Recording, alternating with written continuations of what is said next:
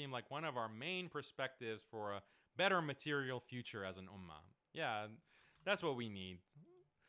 We need we need to do permaculture, permanent housing, autonomy, and, you know, doing these massive engineering projects just like Saudi is doing. That's our Okay, future. now Just like the UAE is doing. Twitch. That's what we really need. That's going to save the ummah. Maybe Israel can help us with that technology. Maybe Israel can really help with these geoengineering technologies. That's why we need peace and prosperity for all. That's all I'm saying, Vincent. Jason, thank you. They're waging a crusade on Islam. I agree.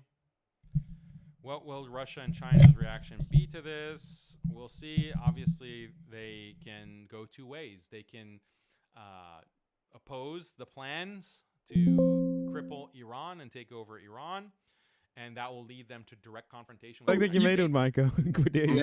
Michael. Or they can Yeah. just play ball and they can make a deal. Maybe the United States, which I would say is incorrect. It's important, but it's not can the make priority. a deal Now, and if give you do want a lot of benefits so that China and Russia will turn on Iran as well. Maybe that's possible.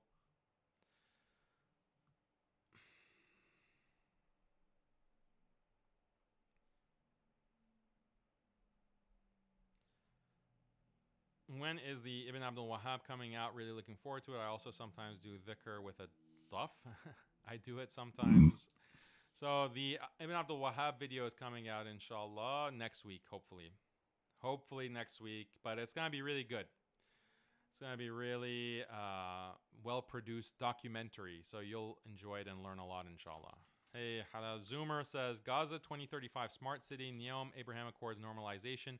It's all coming together. Yeah. I mean, it's all there. Everything that they've said before, and now Trump confirms it.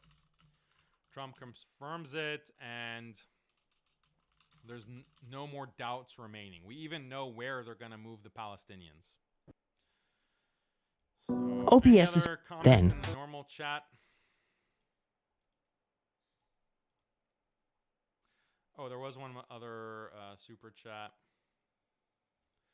Where do you think Sudan fits in all of this, if at all? I mean, Sudan is such a complicated situation. You have many powers, including the UAE, including Saudi, including Iran, who are arming different groups. All of the different groups in Sudan are committing atrocities against the civilians. It's very sad that the Sudanese population is experiencing this kind of destruction and massacres happening almost daily now. And it's a proxy war. Really, it's between Iran, Saudi, UAE for control of Sudan, because that is whoever controls Sudan can exercise a lot of leverage against Egypt. And if you can exercise leverage against Egypt, you exercise leverage against Israel and the United States. Why? Because of the Nile. Egypt is so dependent on the Nile. And this is part of how Sudan can really exercise leverage on Egypt, and also through immigration as well. So controlling Sudan is very important for the region because of its proximity to Egypt and eventually the Palestinians. So that's how I think it fits in. Maybe I'm wrong, but we need to have more analysis on Sudan actually and the atrocities that are being committed against the Sudanese population.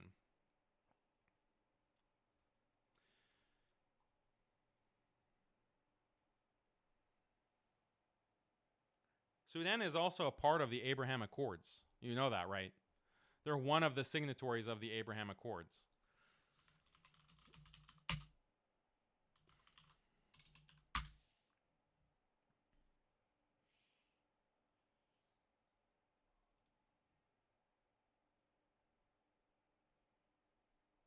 I don't understand this comment. Iranian people are pro-secularism, but the government at least has taken a path that fits with Islamic tradition when it comes to dealing with Israel, the US, and the West. The people of Iran are not secular. Okay, that's the thing. Like, people have experience with an Iranian, and unfortunately, some Iranians are not very good representatives of even Shiism, let alone all of Islam. But then you think, oh, look at this secular Iranian. This is how the Iranian people are. Like the Iranians in Iran, like you don't judge Turkey by the cosmopolitan elite in Istanbul. You don't judge all of Turkey, the entire country of 80 million or 85 million Turkish in Turkey, based off of the cosmopolitan elite in Istanbul. Similarly, you don't judge Iranian population, very large population, I think over 100 million at this point, on the basis of the diaspora, Iranians who have come to the West, or Iranians in the cosmopolitan elite of Tehran. You don't judge the entire country on that basis. And this is the disconnect that I see oftentimes. I'm not saying that Iran is the most religious society, but they are a religious society. They haven't been fully secularized, and they are very much in support of their government there and the religious government there. You can't judge the population based off of what people online or secular Iranians say online. Again, I am a critic of the Iranian government, especially when it comes to killing Sunni Muslims in Syria. But are they worse than any of these other Middle Eastern regimes? Are they worse? No. Are they more deviant? No, they're not more deviant. And as far as opposition to Israel and support for Palestine is concerned, they're number one. Deal with it, cope with it. Okay, you have some kind of mental problem psychologically that a non-Arab country could be more in support and doing more for Palestinians. Almost done. Than these other regimes. Just cope with it. That's all I can tell you. But that's a fact. That's a very plain, simple fact. Instead of being sectarian, how about thinking, how can we help the Palestinians? How can we join Palestinians? Just like the Palestinian leadership is saying that we ally and we work with Iran, how can we follow their lead? That's the way that you should be thinking. Instead, you engage in this kind of racist, sectarian critique for Iran and the Iranian people. That's real. That's authentic. It's not a psyop. It's not bots that are driving this. It's not like Tel Aviv Unit 8200 and the electronic flies in Riyadh and Dubai who are driving this narrative. It's authentic. Yeah, I'm sure. Okay, so let's go back to the presentation. You had Jolani going to Saudi. This is the first country that Jolani is visiting, and people viewed it as a snub. He is snubbing Turkey by going to Saudi first.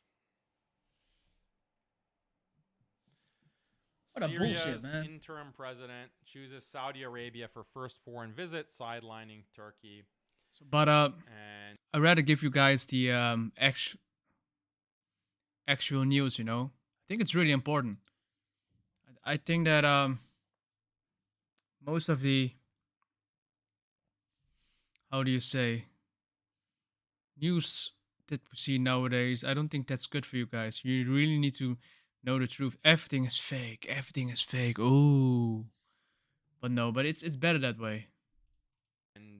it says, despite Turkey's early outreach to post-Assad Damascus, Syria's interim president Ahmed al-Shara has chosen Saudi Arabia as his first official visit abroad, meeting with Crown Prince Mohammed bin Salman.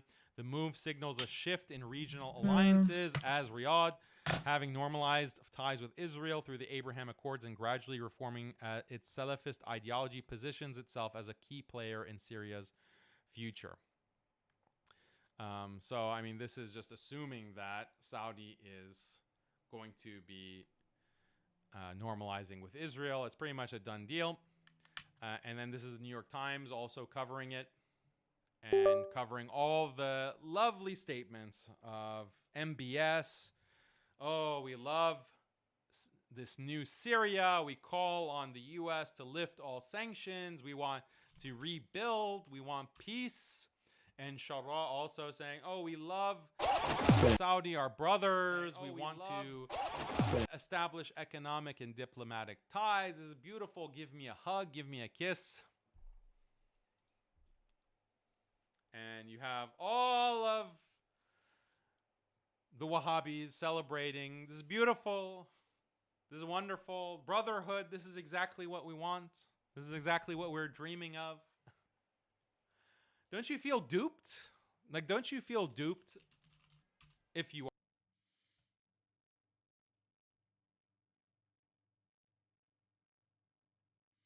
I think he's good, man. This guy. Business, you should just quit your job. Should I quit my job to start a business? I think if you're confident you're gonna make it happen in your business, you should just quit your job and go on it. Obviously, if you have kids, you have a wife, you need to provide for them. That's why if you don't have a wife and kids yet, wait on that before you're fucking rich. Because you don't want any baggage until you're rich. Baggage just makes you feel heavier and makes you move slower. If you're young, you're still living with your parents, which most of you guys are, fuck it, you have nothing to lose, you have everything to gain, go on your business and make it fucking work. If you only have a plan A, which is making your business work, there is no other option for you than to succeed. Should I quit my job to start a business? I think if you're confident you're gonna I like him, man.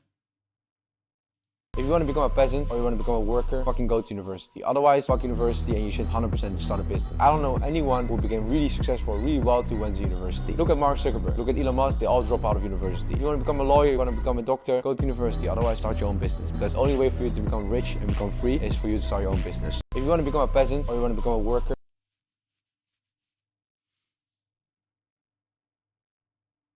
if you have to think about buying a car, if you have to check your bank account, does it make sense? Is it gonna have impact? Am I gonna have enough money over time? Then you don't have enough money to buy a supercar. Because I know so many fucking influencers, even Dutch influencers, they fucking went all in on the car. It's fake it till you make it. Because there's so many people in the world who make a decent income from their job and could buy a Lambo, but they would be all in. They would sell their house. If you have to think about buying a car, if you have to check your bank account, does it make sense? Is it gonna have impact?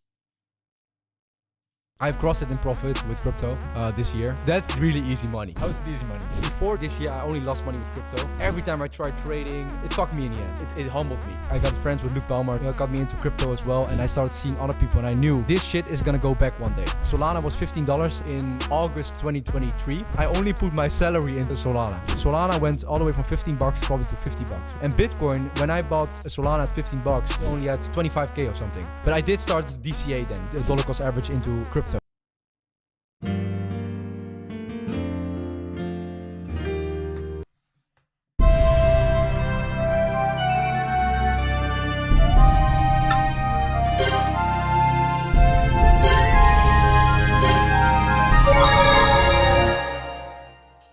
What's up?